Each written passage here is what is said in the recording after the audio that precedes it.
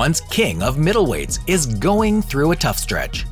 A little over a year ago, it seemed no one at middleweight would defeat Stylebender, though the rise of a past nemesis now haunts Adesanya. And I think that is why a level change or a shot on Pereira would be good.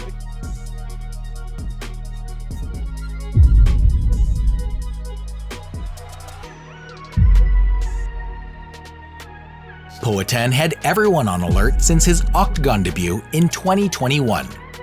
Only a year following his debut, Pereira would be granted a title shot.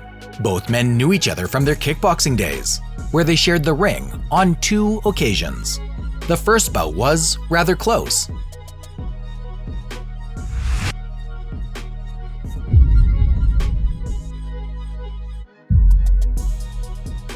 However, the Brazilian took it home. The second time around was a bit different, with Adesanya hurting him early. It wouldn't matter, as Pereira would knock him out in round 3. After that night, it was all we saw from this novel, and both men went towards different directions. When Pereira made his UFC debut, Izzy was on his 4th title defense. He had just defeated Marvin Vettori in the summer of 2021. Meanwhile, Pereira would make his UFC debut in the prelims of UFC 268. While he did get taken down initially, All facets of mixed martial arts. That's what Israel Adesanya did. And for Michailidis, this is an excellent opening for this fight. Yeah, look at this. Gets the fight. the ending sent middleweights a message. In the next year, they'd both fight on the same card, setting up a potential duel in November. Pereira got it done by knockout against Sean Strickland. He had done enough to get a title shot. Adesanya had also cruised towards a unanimous decision win against contender Jared Cannonier. New energy was needed in the division. Israel would leave us with one of the most odd callouts of all time. But like I said at the press conference, next time I put you on skates, you're gonna get left frozen like Elsa. I'll leave it at that. What did he say? Having beaten Adesanya twice in his past, Poatan was confident he'd do it once more at UFC 281. This didn't mean Pereira took his training lightly. Training alongside former light heavyweight king Glover Teixeira would give Poatan the MMA knowledge he then lacked. None of his preparations would come without some taunting against Israel Adesanya.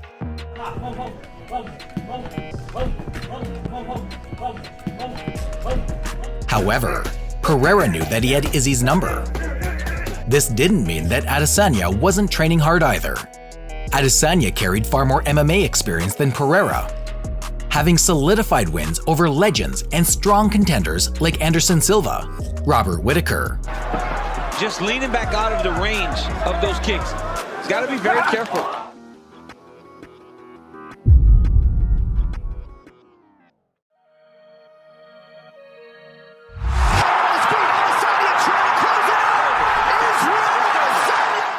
Not once, but twice. Pereira only had one ranked win at the time, and only 7 pro MMA fights. Despite his striking credentials as a Glory champ, it was understandable why he was a betting underdog. Adesanya had been battle-tested in all realms of martial arts. Good timing there from Marvin Vettori. Tremendous, and to be able to do this in the first round is absolutely huge. Yeah, especially since the first one, it took him a while to get into that. However, we would soon find out if all this truly mattered. Having the fight at MSG made it all the more special, the Mecca of combat. The anticipation for their bout was through the roof. Izzy took control through the first round, landing crispy shots. He has so much confidence in this matchup. Well, he's a round's never been 25 minutes in MMA. Oh, nice right hand by Izzy. nice right hand by Izzy. It almost ended at the end of round 1.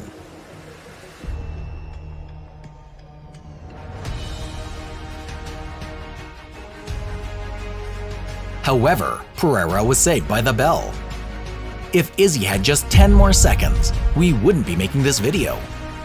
Round 2 saw Pereira up the intensity significantly. Chances.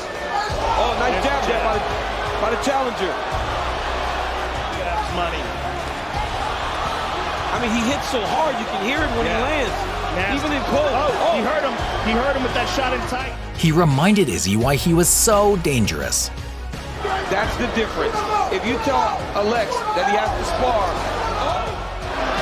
oh my goodness. Couple nice left hands. The clinch proved to be the help for Adesanya, as it showcased his true MMA experience. Pereira's landed some really good shots this round, man.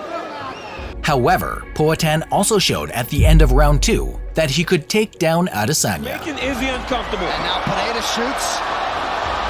Oh my goodness. And Pereira gets the takedown. Look at this. In round 3, Adesanya showed why experience mattered as he gathered some control time. Pereira's lack of experience was what gave Adesanya the upper hand on the ground. His feet. Yes. He wants to kind of power himself up to the feet. But it's hard. You got to clear your wrist. Not only did Adesanya win the round dominantly, he had also tired Pereira. Visibly exhausted, he still had 2 more rounds in front of him. The visible fatigue slowed down Pereira, allowing Adesanya to open up a little more. Pereira headed into round 5, knowing he needed a finish. He worded to Adesanya, "I'm ready to kill." A checked kick would hurt the champ and hinder his lateral movement. Adesanya was then brutally knocked out against the cage.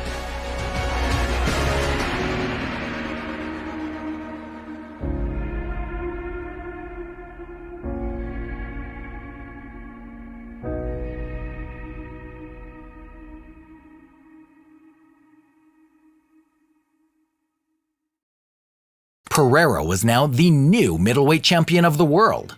Pereira's first job as champ will be to defend against the man who he's already beaten 3 times before, across 2 different combat sports.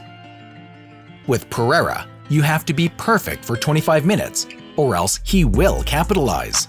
Pereira spent some time in Thailand preparing for this rematch fight. As we know, his MMA career is still youthful. However, there are improvements to be made. Despite his improved wrestling and ground game, he must still make changes to his ground game. A rematch is the fight we need to see for the stagnant UFC middleweight division. Pereira believes he can make history repeat itself. The trash talk for the rematch has already started. Adesanya has a point to prove. But I'm a different beast with the same animal. Will he reclaim glory? Or will Pereira retain his belt?